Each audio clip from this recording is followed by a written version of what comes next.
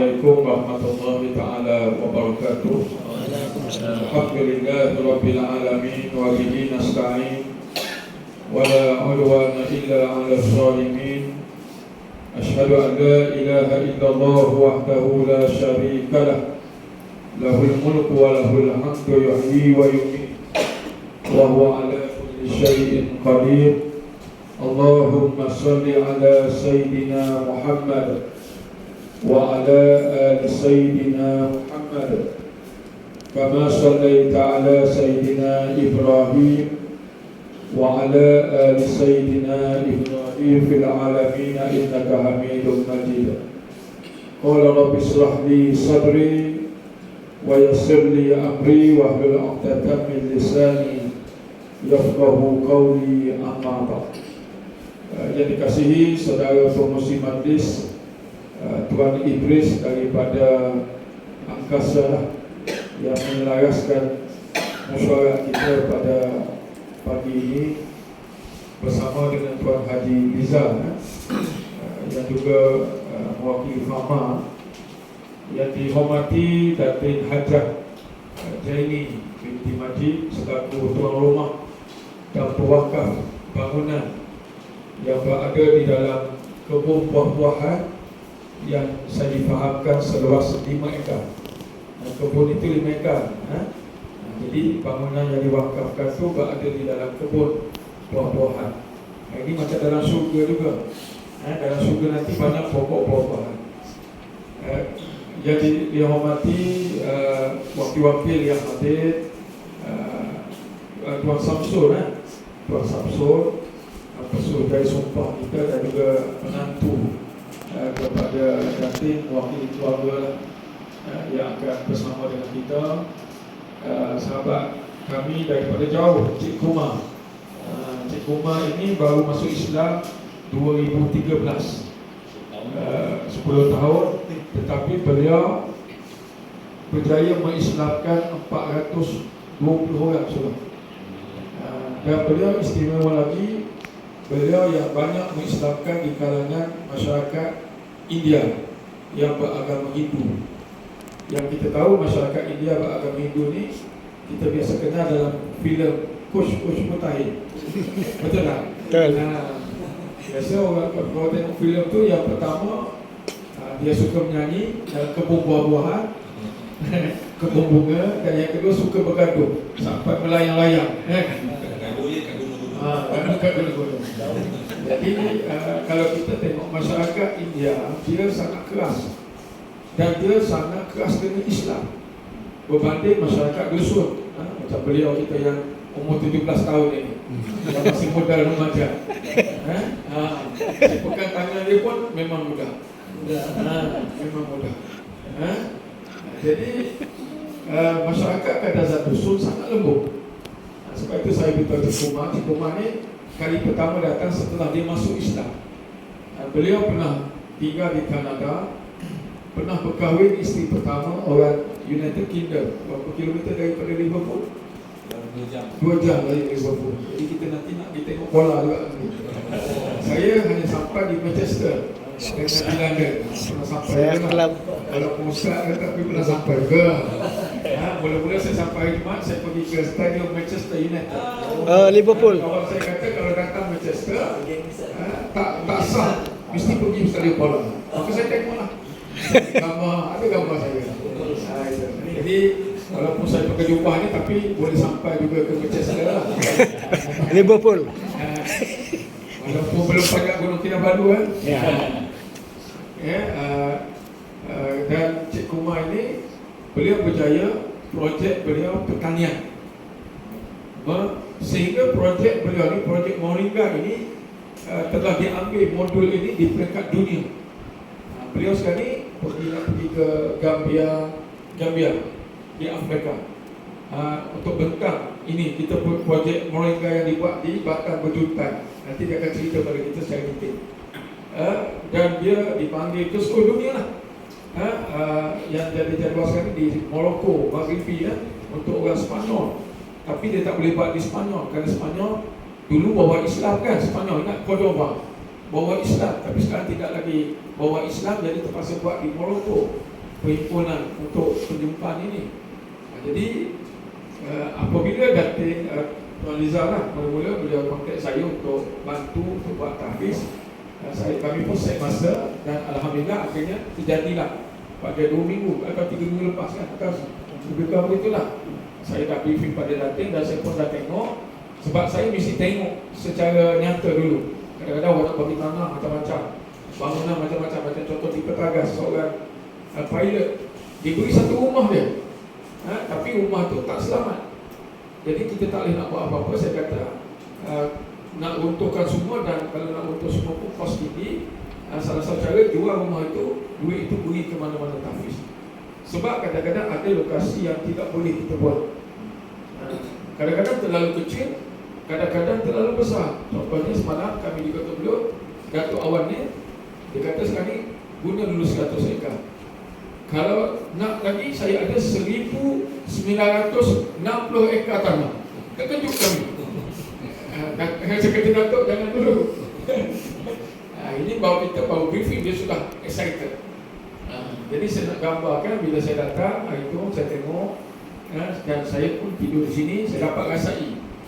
Lepas tu saya rasa bila kita buat berdasarkan pengalaman tadi, sebab sebelum saya buat tahfiz ini, saya telah pergi melawat seluruh Malaysia sejak tahun 2011 lah. Kami agresif buat ni mulai 2011. Jadi dalam 2009-2010 tu saya pusing seluruh Malaysia, Semenanjung untuk tengok, termasuklah Indonesia. Lepas tu saya pergi ke Turki, saya pergi ke Yaman, saya pergi ke United Kingdom tadi. Di atasnya saya tengok model-model tahfiz yang dilaksanakan. Contoh di Manchester, saya pergi tahfiz yang dibuka tahun 73. Tahun saya lahir 73, bayangkan. Di sebuah ladang kuda. Kalau orang Eropah kan orang putih, dia duduk satu banglo, lepas tu kuda kan, macam kita tengok filem cowboy, ingat tak? Lepas tu kecil-kecil dahulu. Begitulah saya pergi. Saya pergi itu lebih kurang tahun 2015, lebih kurang begitulah. Dan pada waktu itu pelajar semua, pelajar daripada barat, London, UK apa semua, dan seorang saja pelajar daripada Brunei. Seorang saja waktu itu. Dan saya beritahu dia nanti balik saya akan kontak. Pelajar Malaysia belum sampai ke sana, belum sampai belajar. Dan kita memang bercita-cita nak hantar pelajar kita juga belajar tahfiz ni kadang-kadang dekat Mesir, itu biasa. Tapi kita nak hantar ke tempat-tempat luar biasa macam di UK, supaya dia boleh menguasai bahasa Inggeris. Bahasa Arab memang dia belajar, bahasa Melayu memang dia ada, bahasa kalau orang Sabah ni bahasa Kadazan dia ada. Kemudiannya dia tambah lagi dengan bahasa Inggeris, maka dia dapat 4 bahasa. Sebab bahasa sangat penting. Macam Cikgu Mak, sehinggalah Cikgu Mak ni sebab apa dia boleh jadi pendakwah international. Dia bawa balik daripada Filipina, pagi-pagi pun belajar dengan dia. Dia akan cerita nanti, kerana dia ada kebolehan bahasa Inggeris. Sebab nak menyampaikan ni perlukan bahasa.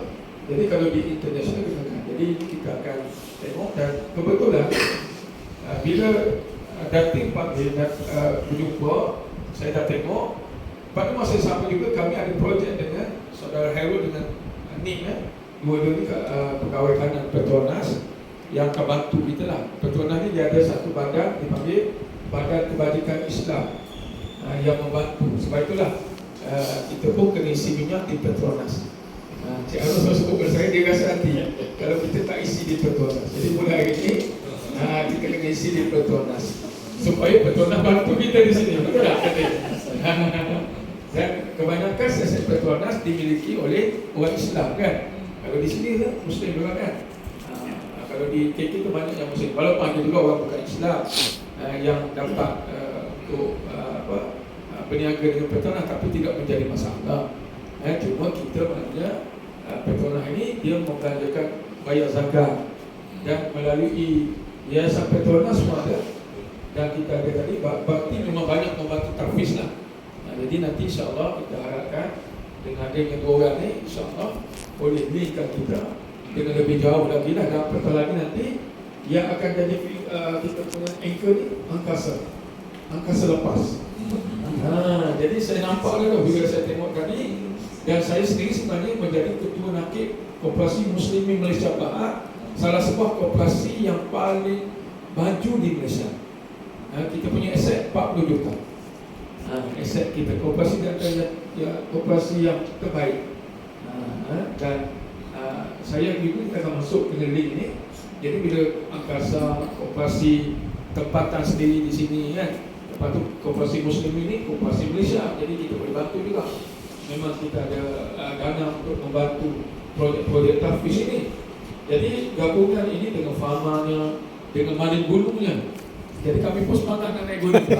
Tadi baru kami bincang, ni tanya dah naik gunung. Saya kata saya tak pernah naik lagi sebab dulu waktu muda pelajar-pelajar saya ni tak naik, saya tak naik. Jadi dah tua ni berfikir juga. Dia kata betul juga, dia kata nanti kita naik tak boleh turun. Sebab kawan yang baru ni naik tak boleh turun, kena bayar RM5,000. Jadi sekarang ni maling gunung sudah bersama dengan kita. Dia kena bawa turun kita secara percuma saja. Ya, percuma.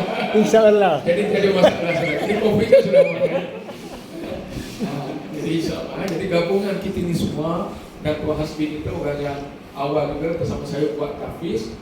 Cik Izzah juga sekarang ni maha tahfiz di Kikiu lah, untuk muslimah, untuk wanita. Ini adalah lelaki. Jadi di sini kita akan buat tahfiz yang kita bincang itu. Saya sebut balik. Nanti saya akan bentangkan beberapa perkara penting. Yang pertama kita akan mula-mula bila saya tengok dating tu, saya rasa macam mau ambil pelajar perempuan supaya dia dapat berkawan dengan dating. Tiba-tiba bila saya tengok tempat kebun pula dan dengan ada pelajar tahfiz nanti, praktikalnya dalam kebun buah-buahan, praktikal ilmu ni. Jadi kita buat keputusan itu hasil perbincangan kami.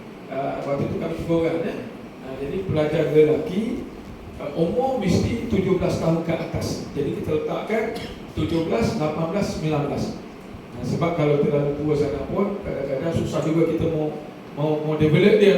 Jadi kita ambil 17 mana lepas SPM lah, ataupun 17 tahun, ataupun kalau 16 tu kita boleh pertimbangkan. Tetapi dengan syarat pelajar-pelajar ini memang berminat dalam bidang pertanian. Jadi masa temu juga nanti pelajar yang nak masuk ke sini, kita akan beri taklimat pada ibu bapa bahawa kamu akan menjadi maknanya petani. Kita dengar sebut apa? Petani kecil kumar. Kecil kumar kena decide lah sebab dia international. Usahawan tani ke, kita nak beri nama yang agak gas sikit. Kalau nampak petani nampak gas sikit kan. Tapi kalau kata jutawan tani ke, usahawan tani ke, kita nak panggil apa? Maknanya orang yang masuk ke tahfiz kita ni katalah 20 orang. Tempat yang sesuai 20 orang saja. Sebab satu bilik 2 orang dan kita ada 10 bilik di atas. 20 orang pelajar lelaki. Dia mesti dah set minat dia, saya akan belajar ilmu Al-Quran.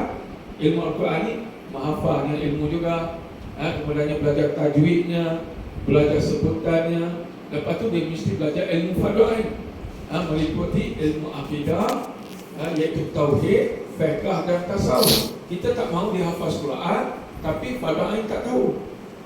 Jadi dia jadi tempang.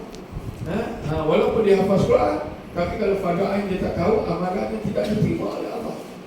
Fiqh tentang semaya, dan paling tidak dia boleh jadi imam nanti.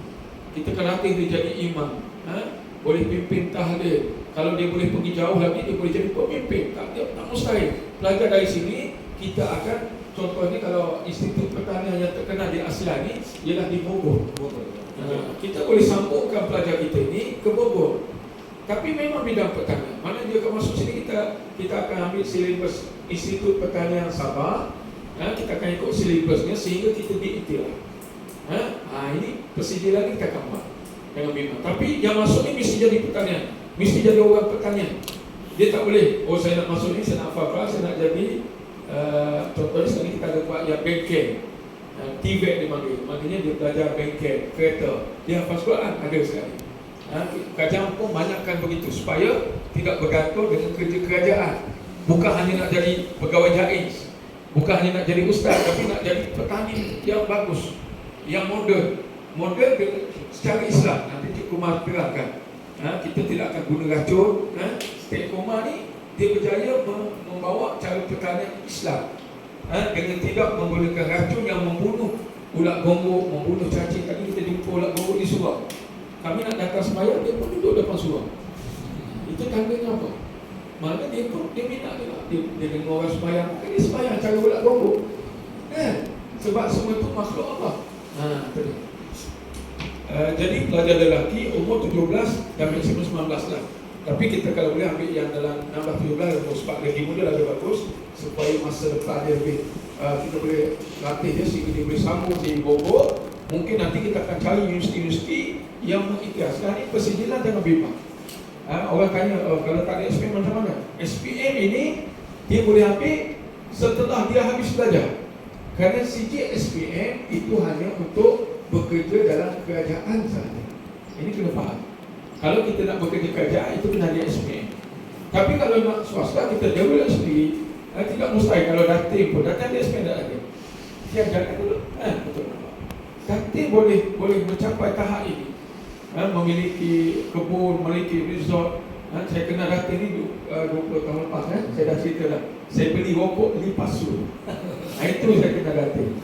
Tapi lepas tu saya ingat, rokok tu saya ingat. Cuma lepas tu, bila Allah Ta'ala kembali, kita dapat bertemu untuk tahfiz. Jadi jangan bimbang. Persijilan ni kita atur. Dan kita sudah ada pengalaman sekarang. Jadi itulah.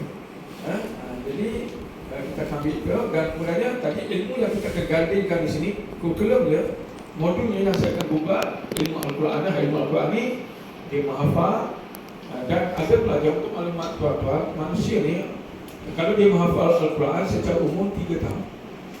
Masa untuk menghafal Al-Quran ni 3 tahun sahaja. Kalau lebih, dia boleh jadi rosak akal dia, tekanan stres. Jadi kalau dia masuk tahun pertama, kedua, ketiga, katalah dia dapat, ada pelajar dapat 30 juzuk. Maknanya itu pelajar yang paling, otaknya paling pintar, dia genius.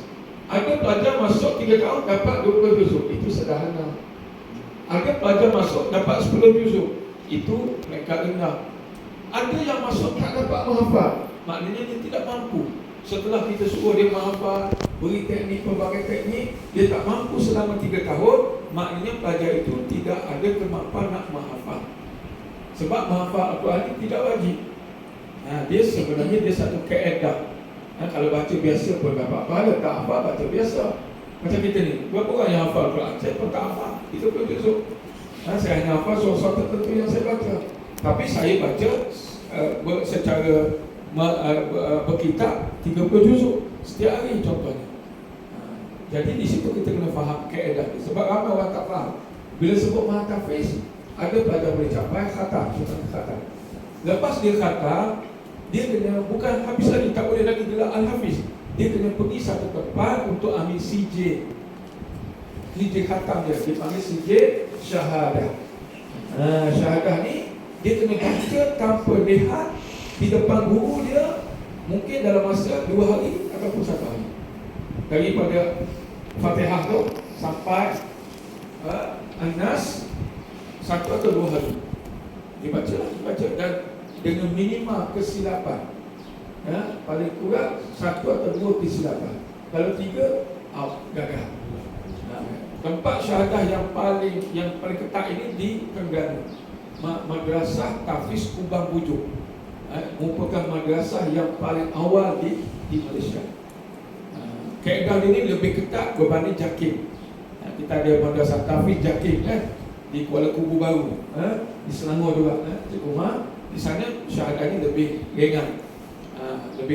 Tapi kalau yang paling bagus ini, yang dapat lulus Kubang Bujuk kalau Malaysia.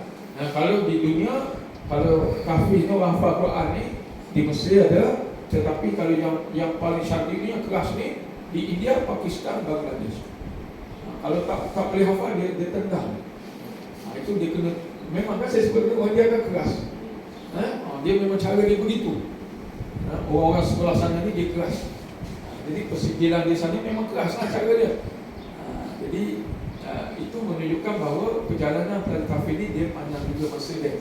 Jadi kita kena faham, ada pelajar boleh 5 juzuk. Tak apalah, 5 juzuk kan, dia boleh baca surah.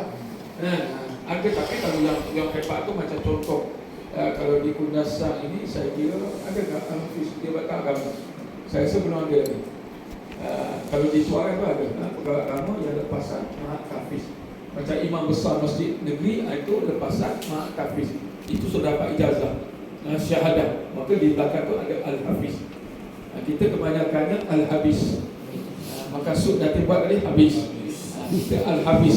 Tak apalah Al-Habis pun, jangan membazir ya. Jadi ilmu apa saya akan buat tadi.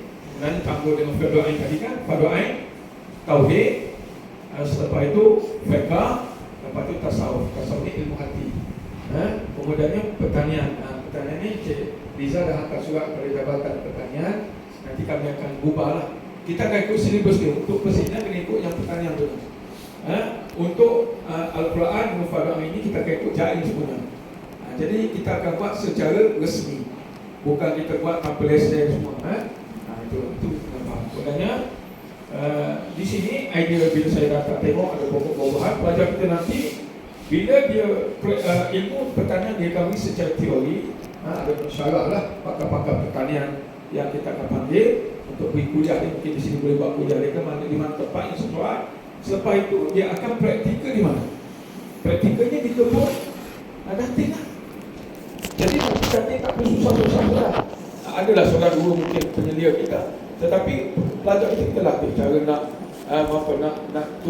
kasih bagus. Jadi Cik Umar pun akan jadi kita punya pakar untuk memastikan kaedah Islam supaya pokok kita subur, hasil kita meningkat dan kualiti tinggi. Jadi bayangkan nanti bila kita datang ni ada 1,500 pokok mangga. Bayangkan banyak mana buah mangga. Maka di sana bila kita dah ada hasil pertanian yang banyak, maka mungkin daripada contohnya buah mangga itu kita boleh buat mini kilang jus. Okay, kita bincang dengan Fahma, Mardi, itu semua kita ada link ni. Ini dua orang ni. Petuanas dia akan beri duit. Ini akan set up sistem. Sudah ada sudah. Kawan-kawan saya juga tu Mardi apa semua sekali. Jadi kita akan bawa mungkin ada kilang jus mangga asli di Red Hill ini. Contoh. Contoh kita bayangkan begitu, biar wawasan kita. Jadi waktu itu terkenal. Jadi bila terkenal di sini, penginapan yang ada ni pun akan penuh selalu. Dan kita juga akan buat pengajian di sini. Dan paling baru kita insyaAllah kalau kata setuju bulan 10 ni, lebih kurang dalam 23 tadi kan, 16 ada ulama daripada Turki akan datang dan saya cadang nak buat di sini untuk memulakan. Jadi kita akan buat pengajian. Jadi orang boleh sewa di sini kan, kita pun sewa bangunan dating pun, makan pun kita ada kafe. Jadi di sini orang akan jadi di sini kita akan membangunkan koperasi yang ada dengan aset-asetnya ni, kebun buah-buahan, bangunan dan sebagainya. Kita ada tahfiz lagi.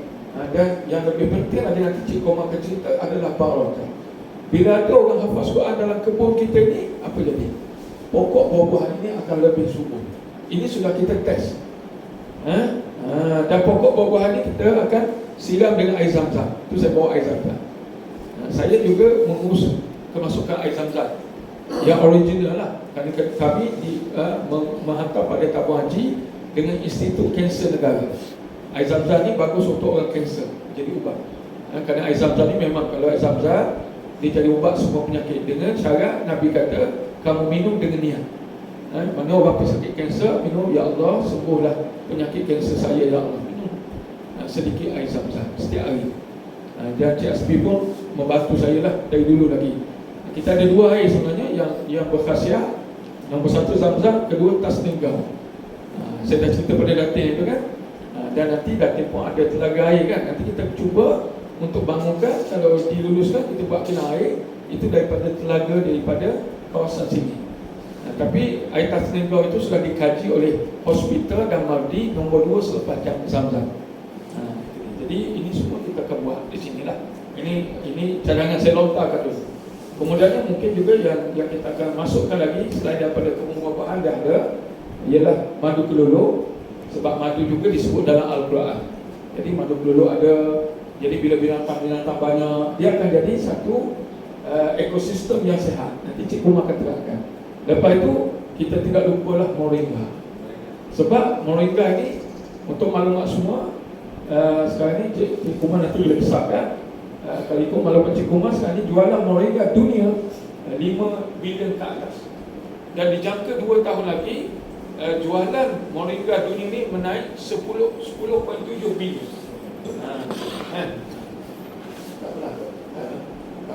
Jadi boleh dengar kan? Jadi maknanya di sini kita akan tambah dengan apa yang sudah kerja Encik Umar, sebab Moringa ni projek kita juga beberapa tempat Kota Belud sama di Lapai, di Tenggilan. Itu projek kecil, skala kecil. Tapi yang sini ni diistimewa gabung dengan buah-buahan yang sudah ada. Sebab kita tak mahu tebang semua pokok buah-buahan, sayang dah. Datin dah tunggu kan. Banyak pahala datin tu. Walaupun buah tak diambil, tapi burung makan. Itu semua. Jadi maka tempat ini akan jadi apa? Dia akan gabung Tafiz, pertanian dan juga resort. Jadi dia pakai ikut pelancong lah. Malah kita akan ni dengan dunia. Cik Umar pun macam sudah. Dia bila saya bawa ke Sabah ni, kali pertama selepas dia masuk Islam, dia sudah macam kata nak pindah ke Sabah, nak bawa isteri dia. Boleh Datin? Boleh. Jadi Cawangan baru. kalau dia tak bawa isteri pun, kita carikan isteri dia orang dusun. Boleh? Boleh bangga kan? Boleh. Pun dasar lagi lah. Sokong.